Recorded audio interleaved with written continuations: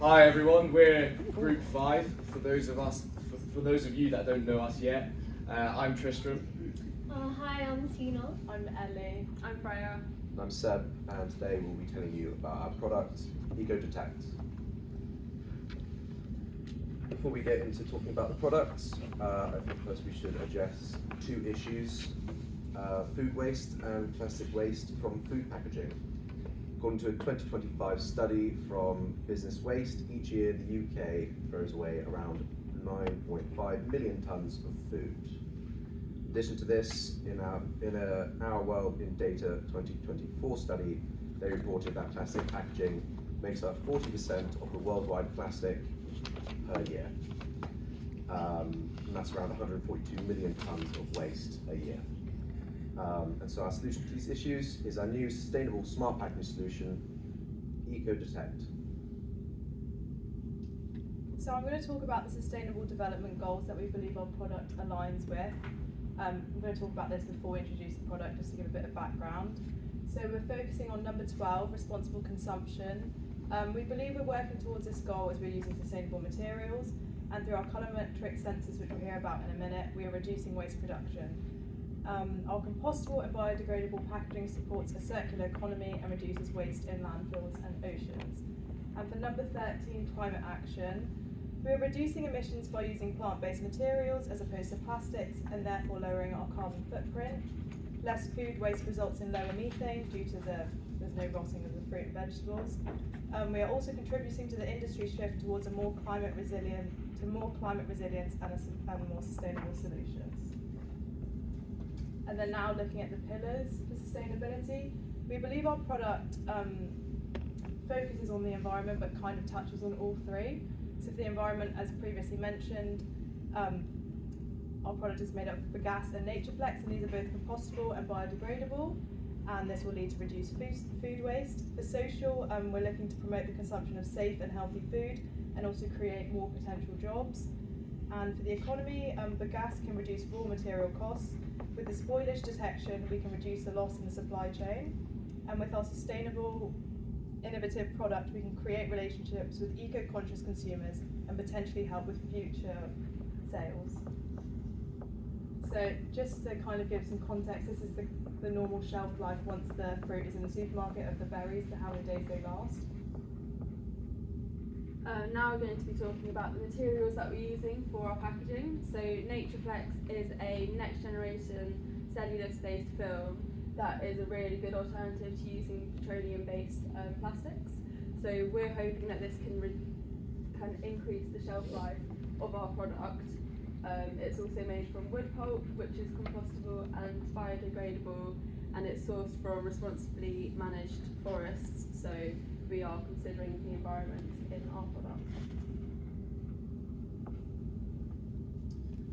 The base of our EcoDetect product will be made from bagasse, which is a byproduct of sugarcane, therefore using a potential waste product from another part of the food supply chain. Bagasse punnets are 100% compostable within 90 days and break down naturally in the environment in the case that they are not disposed of properly. This material is also easily attainable, and the market for bagasse-based packaging is expected to grow by 9.7% by 2030. A final reason we are suggesting bagasse is that it should be cheaper than current alternatives. Using current prices per each 500 punnets, bagasse comes in at £3.50 cheaper than plastic punnets and £5.10 cheaper than cardboard punnets. These are all relevant reasons as to why we came to choose the base of our product to be made from bagasse to contribute to the aim of meeting our chosen sustainable goals and the three pillars. I'll be speaking on the colorimetric indicator. I'm going to ask my cohort, who started their secondment year? How long have you guys been at your secondment? You can just shout out. 3 days. 3 days? A month. Anyone longer than a month? No. 3. So when you started, how much food waste have you thrown out? Quite a lot, right? I started 3 weeks ago. I've thrown out 2 punnets of blueberries, 2 cartons of milk, 3 bags of salad. And in order to combat that, we've come up with integrating the colorimetric indicator. It indicates ripeness, freshness, and spoilage by detecting O2, CO2, and ethylene levels in the packaging. The O2 levels will decrease, CO2 will increase due to respiration of the organic product, and ethylene will also increase as the product ripens. The benefits of this: relative real-time feedback. So you'll see straight away when the product is not good to use. It's non-invasive, it doesn't bruise the berries, it doesn't bruise the organic material inside. It's cost effective, so a bottle of the indicator only costs about £5 to £30, which is quite inexpensive considering it's a technological advancement. And it's accessible and easy for the general public. All they have to look at is a little indicator that will change colours, telling them if it's good to eat or not. We have a prototype. Love it. You can pass it around. Please be gentle because it's quite fragile. You can open the thing and then you can see how the indicator changes as the quality of the berries change. You can pass it around and then pass it to the cohort as well. Just be careful, please. And then this is like the digital prototype that we're expecting it to look like, which is, yeah.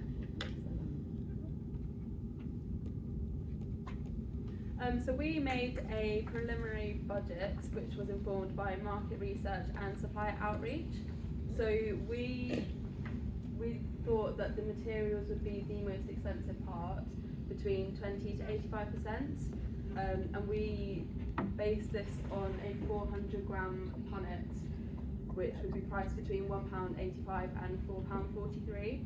So that takes into account the 3 different materials within that. And we've justified this because it reduces environmental taxes and it has a lower waste disposal cost compared to traditional plastics. So that's really good. It also enables eco-branding and premium positioning in the market. Not many other products have all of these 3 biodegradable and renewable materials, so I think it's quite out there. And it's also long-term cost savings through reduced spoilage, enhanced shelf life, and stronger customer loyalty. And we believe that this fully aligns with retailers' ESG goals and also caters to the growing base of eco-conscious consumers. There's a lot of research that says that especially the younger population, but going up, everyone's really conscious of how much they're throwing away, what they're buying and where it's coming from. So we think this is a really good now product. We plan to pilot test our product through most major supermarkets in the UK. This will involve a 6-month period of providing the product to berry suppliers and retailers together for a cut price, therefore encouraging them to take part in the trial. There are reasons why each band of retailer may provide a suitable market. Customers who shop at affordable supermarkets, such as Aldi, will be attracted to this product because they want to get the most value for their money. This aligns with the product's aim, ensuring that no food is wasted. Premium supermarkets may provide a suitable target audience, as the product will be perceived to be a cutting edge and exclusive, so may appeal to those who are tempted by more premium products. Despite all this, we believe the mid-range retailers will be most suited for the eco-detect punnets. The main reason for this is that research shows Brits between the age of 24 and 35, who mostly shop at this band of supermarkets, are most likely to be happy to spend a little bit more to contribute to sustainability. Much of this is thanks to their general knowledge and education on the importance of contributing to saving the environment and the food supply chain. Okay, do you doubt us? There must be a lot of questions, a lot of doubt. In regards to NatureFlex, it's not a zero impact material. It's energy costing. However, surprisingly, it's less energy costing than natural plastic film. it's 50% less. Moisture barrier is limited, so through osmosis or through any other chemical, I don't know, it's easy for moisture to go through the film. In order to combat that, we're going to have a tight heat seal on each product to ensure that we can ensure shelf stability as much as we can. The gas, it's not water resistant, it's not plastic. What we came up to combat that is we're going to implement proper humidity management in transport and shelving. So ensure that all trucks have proper humidity sensors and everything is up to line so that it doesn't affect the product. Sourcing challenges. So the gas is relatively new. Sourcing may be difficult, producing may be difficult. However, as Tristan mentioned, there's an increase in demand. Where there's an increase in demand, that means it will become cheaper and easier to supply and source in the future. Colorimetric indicator, sensitivity issues. It's an indicator, it's gonna indicate the volatile gases. So we need accurate calibration in all our pilot testing in order to make sure that there's no incorrect indication for the public. Subjective color interpretation. The public will, one who sees red might see orange, the other who sees green might see blue. So in order to make sure that the color interpretation is definite, we'll ensure that the color change will be dynamic. It won't go from orange to red, it will go from green to red. So the implementation of this product will take 3 years. Year 1 would involve R&D and pilot testing with major UK retailers such as Waitrose, Tesco's or Aldi. Year 2 would move on to scaling production of the packaging and securing partnerships with additional retailers, fresh food product suppliers and growers, and logistics and distribution firms. Finally, in Year 3, we would then focus on national expansion, certification and full market entry. And we just thought we'd leave you with some words that we feel would resonate with our potential customers. So investing in biodegradable packaging isn't just eco-friendly, it's shelf appeal, brand trust and future-proofing. Thank you for listening.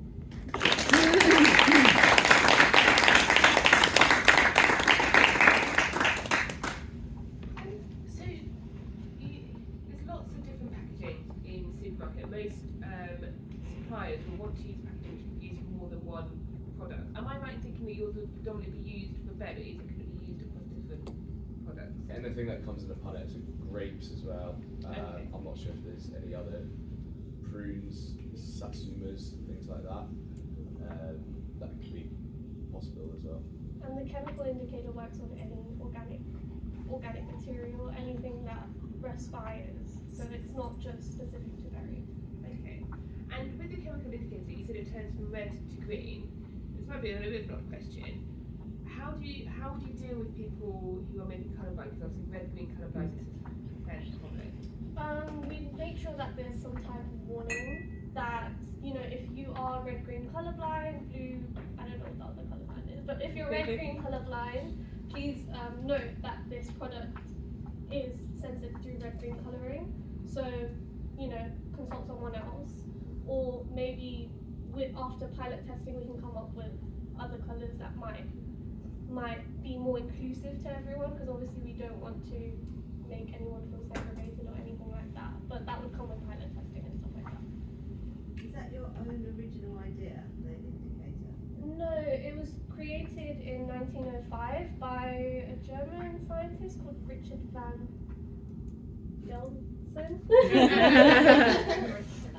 So it's been in the industry for a while. It just hasn't been implemented into the food market, which I think it should be, because it would be very helpful. What's the name?